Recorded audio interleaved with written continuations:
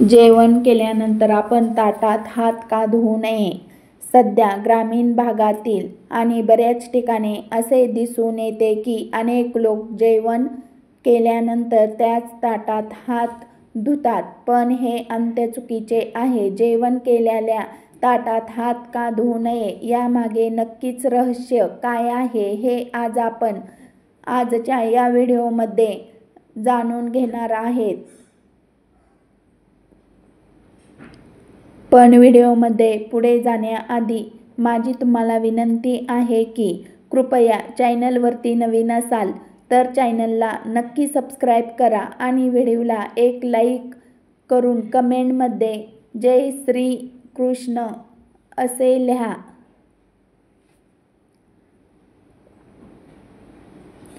एक अंत्यगरीब माणूस होता. गरीब कुटुंब होते. तो गरीब व्यक्ती जेवायला बसला तेव्हा त्याची जी पत्नी होती तिने डाळ भात भाजी पोळ्या आणि बनवलेल्या होत्या आणि हे सर्व पदार्थ ताटात घालून, घरात जी काही लोणचे होते ते सर्व ताटात घालून जेवायचे ताट तयार करून घेऊन येते आणि तो माणूस जेवायला बसला होता तेवढ्यात दारात एक महात्माजी भिक्षुक आले आणि ते म्हणाले, हे भाऊ भिक्षुम देही, हे भाऊ मी खूप उपाशी आहे, मला खूप भूक लागलेली आहे, मला काही जेवण मिळेल का? ती खूप दिवसापासून उपाशी आहे. जेव्हा तो माणूस बिचारा जेवायला बसला तेव्हा समोर ताट आहे आणि दारात एक उपाशी माणूस होता. त्या माणसाने आदरपूर्वक त्याला बोलवले, या महात्माजी, आपण कुठून आले आहात? आमचे भाग्य खूप मोठे की तुम्ही आमच्या घरी आलात. तुमचे पाय आमच्या दारी लागले आहे, हे आमचे खूप मोठे भाग्य. ते तपस्वी महात्मे होते. आसन देऊन त्यांना जेवायला बसवले. स्वतःसाठी तयार केलेले ताट त्यांनी त्या तपस्वी महात्माजींना दिले. त्या गरीब व्यक्तीच्या घरात जे जेवण बनवले होते ते अगदी थोडेसेच बनवले होते. ते दोघेही पती पत्नी या दोघांकरिताच, कारण घरात काही जास्त नव्हते. ते गरीब लोक होते. जेवढे होते तेवढेच बनवले होते. थोडीशी डाळ भात भाजी ते सुद्धा कधी कधी ते मागून आणून खात होते. जे मिळत होते तेच खात होते. आज ते जेवण होते ते त्यांच्यासाठी देखील थोडे कमीच होते. आता अतिथी आले. महात्माजी होते. त्यांनी जेवायला दिले. तो माणूस शांतपणे बसला आणि त्यांना जेवण देत राहिला.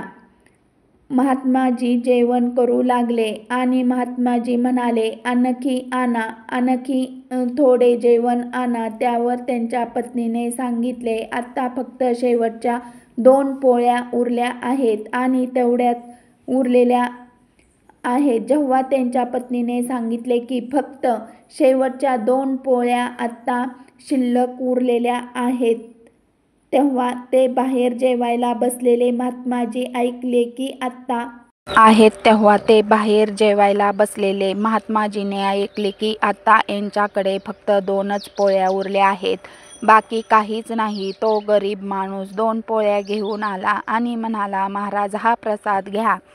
महात्माजींना त्यांना विचारले, 2 पोळ्या देऊ का? त्यावर महात्माजी म्हणाले, नको नको, आता नको. त्यांनाही समजले की आता हे गरीब लोक काय खाणार, म्हणून त्यांनी त्या पोळ्या घेण्यास नकार दिला. त्या गरीब माणसाने हात जोडून सांगितले, तुम्ही आमचे अतिथी आहात, तुम्ही पोटभर जेवण केल्यानंतर.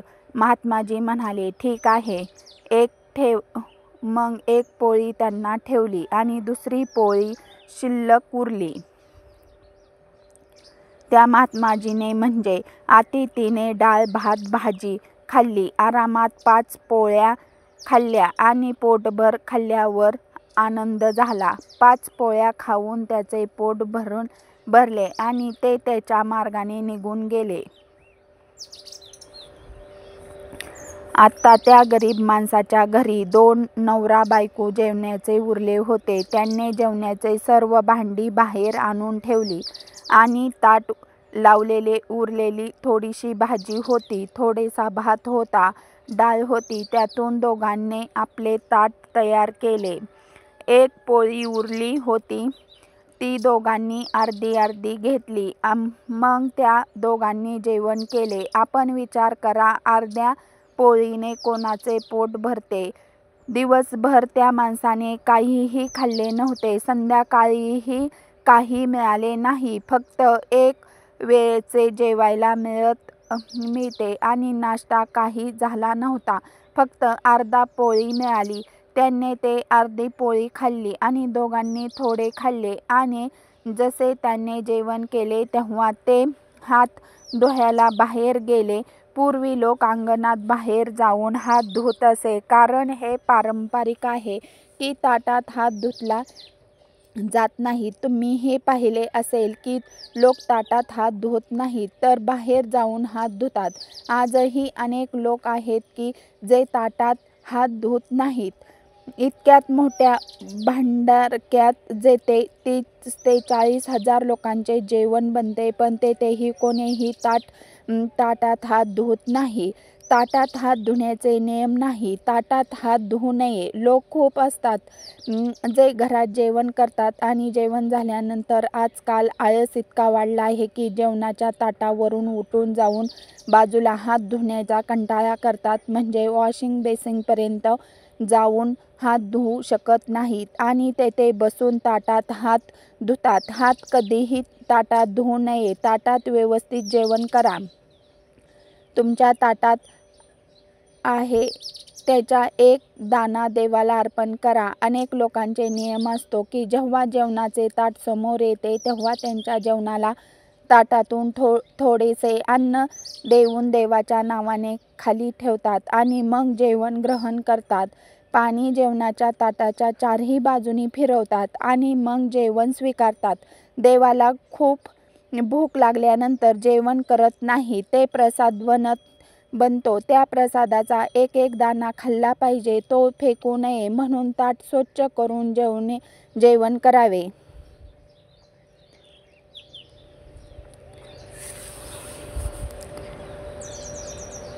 ताटात हात धुवू नये. ताटात व्यवस्थित स्वच्छ करावे. आता ते लोक नवरा बायको त्यांनी अर्धी अर्धी पोळी खाल्ली, जेवण केले आणि जेवण केल्यानंतर बाहेर हात धुण्यात गेले. बाहेर त्यांनी हात धुतला. जेथे त्याचे अंगण होते त्या अंगणात एक झाड होते. त्या झाडाजवळ एक मुंगूस बसलेला होता. मुंगूस, ज्याबद्दल तुम्हाला माहीत असेल, साप आणि मुंगसाच्या लढाईत मुंगूस जिंकतो, तो मुंगूस तेथे बसलेला होता. त्या व्यक्तीने हात धुतल्यानंतर त्याचे पाणी मुंगसाच्या शेपटीवर पडले. शेपटाचा अर्धा भाग ओला झाला आणि जसे शेपटीवर पाणी पडले तसे त्याचा रंग बदलत गेला. तो सोनेरी झाला. त्या सोनेरी मुंगुसाने त्यांचा शेपूट पाहिला आणि त्या व्यक्तीला म्हणाला, भाऊ, तुम्ही माझ्यावर पाणी टाकले तर बघा, माझा अर्धा मागचा भाग सोनेरी झाला आहे. माझा रंग बदललेला आहे. माझी शेपटी सोनेरी झाली आहे. तुम्ही एक काम करा, माझी पूर्ण शरीरावर पाणी टाका, म्हणजे मी ते सुंदर होईल. तो गरीब व्यक्ती म्हणाला, नाही, मी तर माझे हात धुवून घेतला आहे. मुंगूस म्हणाला, ठीक आहे भाऊ, काही हरकत नाही, पण तुम्ही हे सांगा की तुमचे हात धुतलेले पाणी माझ्या शरीरावर पडल्यामुळे माझा रंग कसा बदललेला, सोनेरी कसा झाला? आता मला माझे पूर्ण शरीर सोनेरी करायचे आहे. अर्धे सोनेरी झालेले आहे. आता पूर्ण शरीर सोनेरी कसे होईल? उद्या मी परत येतो आणि तुम्ही माझ्या शरीरावर उद्या परत हात धुवा. तो गरीब व्यक्ती म्हणाला, नाही, आता तू जा. धर्मराज युधिष्ठिराच्या राज्यात जा. ते यज्ञ करत आहेत. त्या यज्ञात खूप सारे तपस्वी, महात्मे आणि खूप सारे ब्राह्मण लोक आले आहेत. जेथे आणि तपस्वी महात्मे हात धुतात तेथे तू जा. धर्मराजा युधिष्ठिर सर्वांना आत्मदान करत आहेत. खूप मोठे यज्ञ चालू आहे. जा जरा तुझ्या एखाद्या व्यक्तीच्या, एखाद्या ब्राह्मणाच्या किंवा एखाद्या तपस्वीच्या हात धुतलेल्या पाण्यामुळे तुझा रंग सोनेरी झाला तर समज धर्मराजाचे यज्ञ पूर्ण झाले, संपन्न झाले.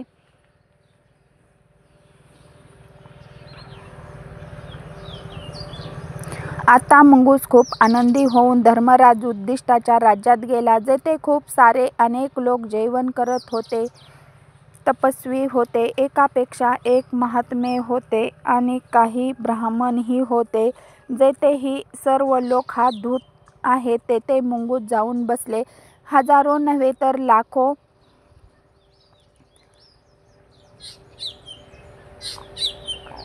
तेथे मुंगूस जाऊन बसले. हजारो नव्हे तर लाखो लोकांनी ब्राह्मणांनी महात्म्यांना प्रसाद घेतला. सर्वांना हात धुतले, पण मुंगसाचा रंग सोनेरी झाला नाही.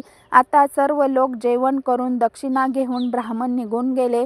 त्यानंतर धर्मराज उद्दिष्ट म्हणाले, पहा, राजाची सभा भरली आहे. त्या राजाच्या सभेत अर्जुन म्हणाला. भीम म्हणाला, पहा, आजपर्यंतचा इतिहास एवढा मोठा अन्नदान जितक्या आमच्या मोठ्या भावनेने धर्मराज युधिष्ठिराने केला आणि इतका मोठा यज्ञ कोणीही केला नाही. इतके मोठे अन्नदान कोणीही केले नाही. इतके सोने, चांदी, हिरे, मोती जे दान दिले आहे, इतका मोठा दान आजवर कोणीही केले नाही. तेव्हा मुंगूस बोलू लागला. मुंगूस म्हणाला, भीम भाऊ, शांत राहा. इथे कुठलाही यज्ञ झाला नाही.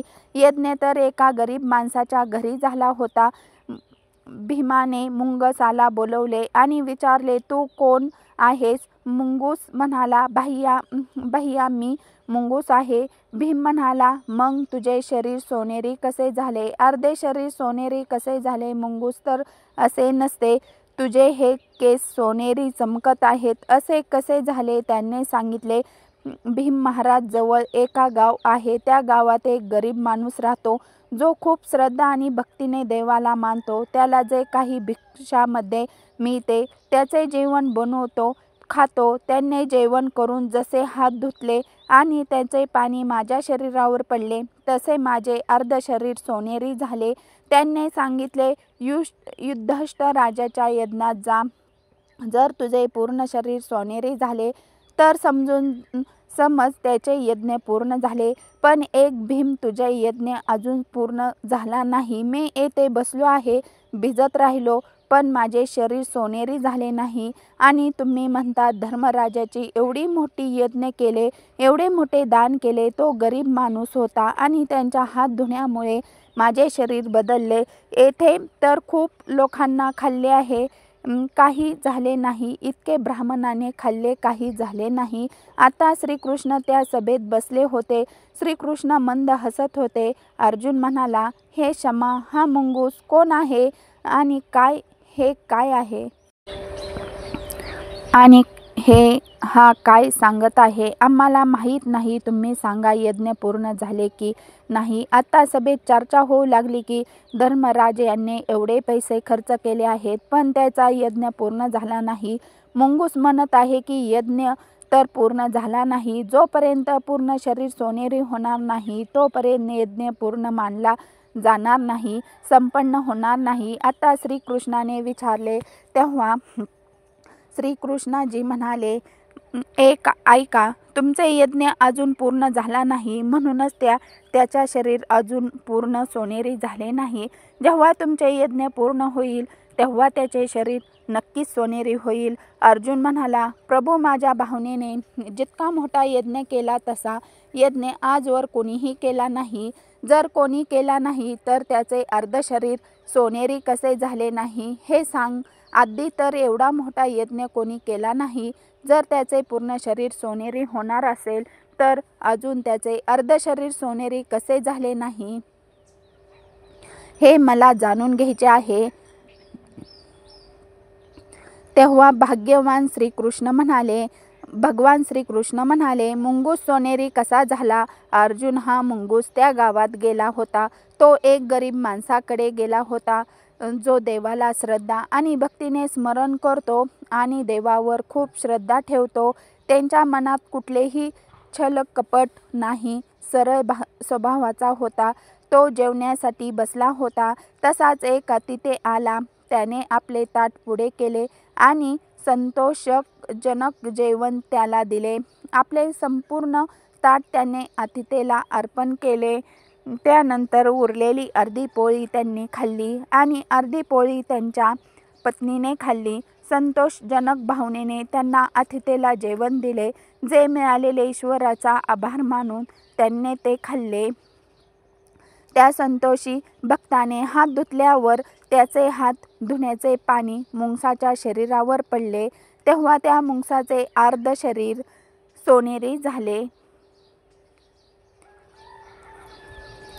अर्जुन म्हणाला, प्रभू हे काय आहे? तेव्हा श्रीकृष्ण म्हणाले, अर्जुन, तुझ्या भावाने कोरडा रुपया खर्च करून तो यज्ञ केला. त्याने करोड रुपये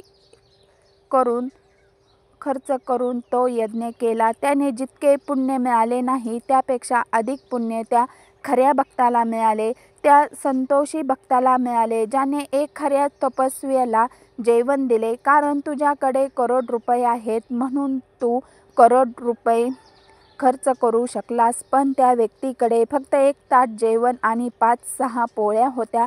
त्याने त्याचे संपूर्ण दान केले जे त्याच्याकडे होते. सर्वस्व दान केले तेव्हा त्याला अधिक पुण्य मिळाले. त्याच्या सर्वस्वाच्या नावावर फक्त ताटातील जेवणच त्यांची संपत्ती होती, तीच त्याची मालमत्ता होती. अर्जुन म्हणाला, आता त्याचे पूर्ण शरीर सोनेरे कसे होईल? तेव्हा श्रीकृष्ण म्हणाले, तुझ्या राज्यात कोणी भुकेला आहे का? आधी त्याला शोधाशोध घेतला तर कळेल की जंगलात एक महात्मे उपाशी बसला होता, तपश्चर्या करत होता. धर्मराजाच्या यज्ञात सर्व ब्राह्मणांनी जेवण केले होते, पण एका व्यक्तीने केले नव्हते. तो तपस्वी होता, बसलेला होता. त्या महात्म्याला बोलवण्यात आले. विनंती करण्यात आले की चला आपण जेवण करा. त्यांनी जेवण दिले गेले आणि जसे त्यांनी हात धुतले त्याच हात धुण्याचे पाणी मुंगसाच्या शरीरावर पडले. त्याचे संपूर्ण शरीर सोनेरी झाले. पुढे पासून मागेपर्यंत तो एकसारखा सोनेरी झाला. तेथे एक घंटा बांधलेला होता. ती आपोआप टन वाजू लागला. युधिष्ठिर, तुमचे यज्ञ संपन्न झाले. यज्ञ कधी संपन्न होतो? जेव्हा जेवण दिले जाते. कोणताही यज्ञ करा, पण जोपर्यंत आत्रदान गरजू लोकांना करत नाही, खऱ्या संत ऋषीमुनींना दान करत नाही, तोपर्यंत यज्ञ पूर्ण होणार नाही. त्यामुळे सर्वात मोठा यज्ञ म्हणजे भुकेलेले जेवण देणे, अन्नदानाचा यज्ञ असतो. तुम्ही इतर कोणत्याही यज्ञामध्ये जास्त गुंतवू नका. गरजू भुकेला व्यक्तींना जेवण द्या, तो सर्वात मोठा यज्ञ आहे. त्यामुळे खऱ्या मनाने केलेले दान, गरजूला केलेले दान आणि भुकेल्यांना दिलेले जेवण कोणत्याही यज्ञापेक्षा कमी नाही. अन्नदान हे सर्वश्रेष्ठ दान आहे. आणि सर्वात महत्त्वाचे म्हणजे जेवण केलेल्या थाळीमध्ये हात धुतल्याने थाळीमध्ये असलेल्या अन्नाच्या प्रसादाचा अपमान होतो आणि त्यामुळे माता अन्नपूर्णा आणि माता लक्ष्मी आपल्यावर रुष्ट होतात आणि त्यामुळेच आपल्या घरामध्ये गरिबीही येत असते. म्हणून जेवणाच्या थाळीमध्ये कधी हात धुवू नये. जर तुम्हाला हा माहितीपूर्ण व्हिडिओ उपयुक्त वाटत असेल तर व्हिडिओला एक लाईक नक्की करा आणि चॅनलला सबस्क्राईब करून आम्हाला प्रोत्साहित करा.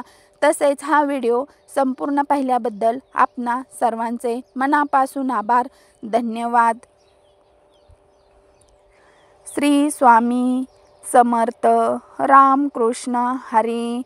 जय श्री राम.